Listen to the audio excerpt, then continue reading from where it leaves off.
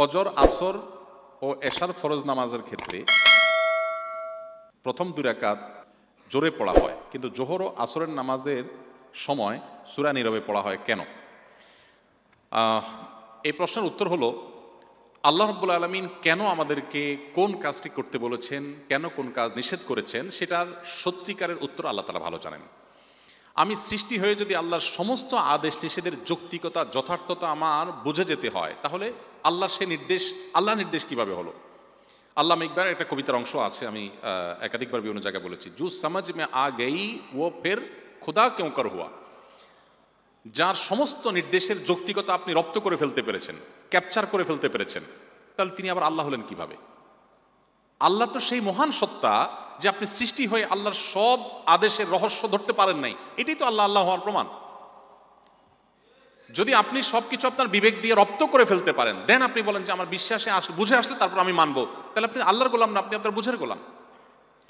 আপনি একজন সাধারণ কর্মচারী হলে কোথাও সেই প্রতিষ্ঠানের মালিকের অনেক কাজের যৌক্তিকতা, অনেক কাজের রহস্য, অনেক তার যোগ বিয়োগের ফল আপনি জানেন না, কারণ আপনি একজন সাধারণ কর্মী। সেখানে সৃষ্টি হয়ে আপনি স্রষ্টার সমস্ত কাজের তত্ত্ব রহস্য আপনাকে বুঝে ফেলতে হবে, নট নেসেসারি, না বোঝাটাই বরং স্বাভাবিক। আজ আমাদের মধ্যে একটা ব্যাধি তৈরি হয়েছে যে আমরা অনেক তরুণরা আছি, মনে করি যে আমার লজিকে আসলে আমি মানবো, না হলে মানবো না। আমি বিষয়ে একাধিক উদাহরণ দিয়ে থাকি।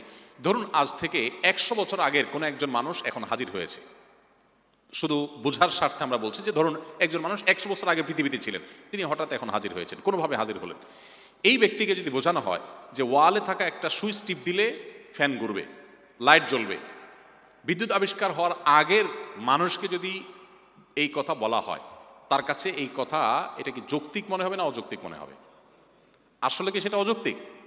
কিন্তু তার কাছে অযৌক্তিক মনে হচ্ছে কেন? কারণ তিনি এই বিদ্যুতের টেকনোলজি সম্পর্কে ধারণা রাখেন না।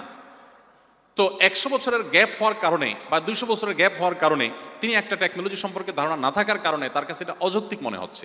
ঠিক একইভাবে আপনি সৃষ্টি হয়ে স্রষ্টার কোনো টেকনোলজি, স্রষ্টার কোনো কাজের রহস্য আপনার বুঝে আসছে না, আপনি বলছেন না, তাহলে আমি এটা কেন মানব?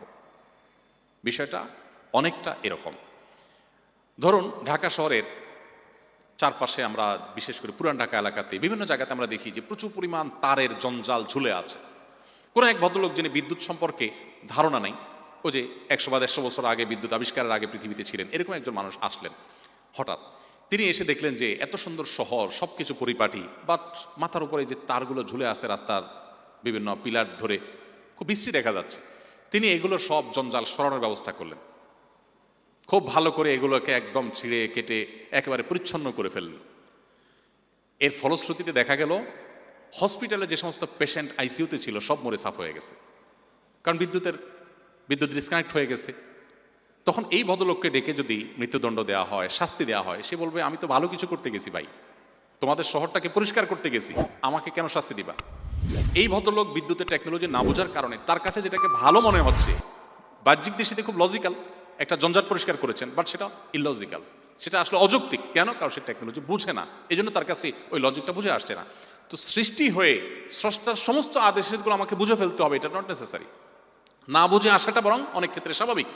এই উত্তরটা হলো মূল উত্তর। এবার আসেন, জোহরে এবং আসরে কেন আমরা আস্তে বা নীরবে নামাজে কেরাত পড়ি, আর মাগরিবে, এশা বা ফজরে কেন আমরা সরবে পড়ি? তো এই সম্পর্কে অনেক উলামা একরামগণ অনেক উত্তর দিয়েছেন। এর মধ্যে একটা উত্তর হলো যে দিনের বেলা মানুষ কোলাহলে থাকে, কাজে ব্যস্ত থাকে, ব্যবসা বাণিজ্যে থাকে, এই কারণে মানুষের মনোযোগ ধরে রাখাটা ডিফিকাল্ট হয়। সেজন্য দিনের বেলায় মনে মনে সূরা কেরাত পড়ার নির্দেশ আল্লাহ তাআলা করেছেন, যাতে করে মানুষ তার মনোযোগকে ধরে রাখতে পারে। এবং নীরবে যে কোনো কিছু পাঠ করলে তুলনামূলকভাবে মনোসংযোগ ধরে রাখা সহজ।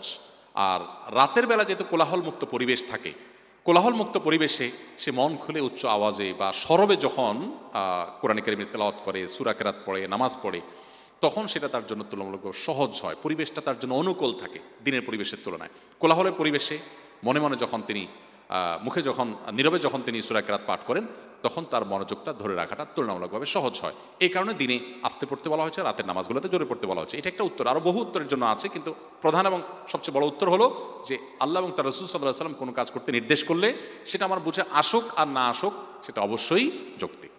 রুমে নামাজ পড়ার সময় সামনে চেয়ার রাখলে চেয়ারের সামনে যদি কেউ হেঁটে যায় তাহলে কি নামাজ হবে কিনা, অথবা সামনে কি রাখা উচিত?